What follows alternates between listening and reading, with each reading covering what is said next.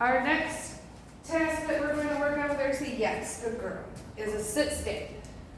When we tell a dog to sit, stay is implied. So the way we start building the stay part is by adding distance, duration, or distractions.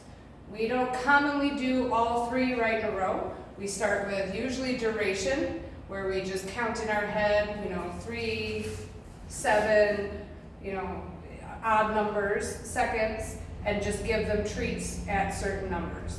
Then we eventually want to build to where we can do 30 seconds, where they don't get up.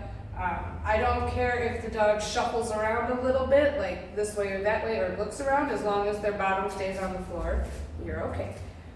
So I'm going to have her come to me, and we're going to tell her sit, yes.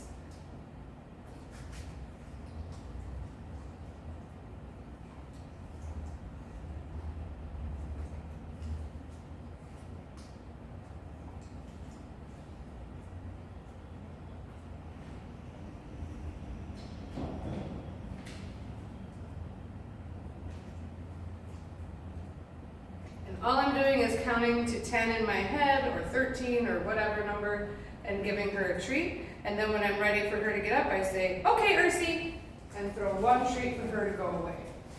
So that is duration, and you just want to build the duration slowly but surely. So she can obviously do 10-second treats just fine. So I might try 30 seconds next. But if she can't sit where she is, with me standing right in front of her for 30 seconds, I don't want to force it, so I'll go back down in time. So for distraction, we're going to sit, and then I'm going to do something like yes. Anytime I do anything, yes.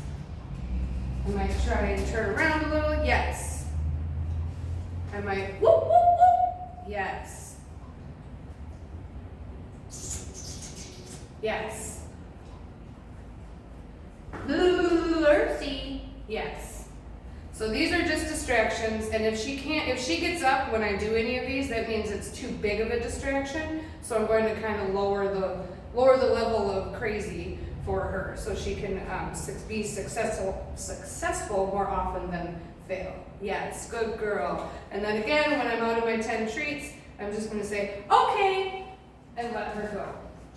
Also, like I said, we don't normally do these all three right in a row. Like, we'll work on duration for a couple of days, or in the morning, and then we'll do distraction later on in the day. But for video purposes, we're going to work on all three right in a row, so you can see which is which. So we've done duration, we've done distraction, now we're going to do distance. So I'm going to ask her to come over here and sit, yes. And then I'm going to take a step. Oh, okay, that's too big a step for her. Good, so I'm going to slow down, yes. Yes. For Ursy, distance is her hardest one, yes. So as you can see, I'm just taking little steps, yes. Marking as long as she keeps her bottom on the floor, yes. And then I'm going to okay and release her. And then I'll ask her to sit again, yes.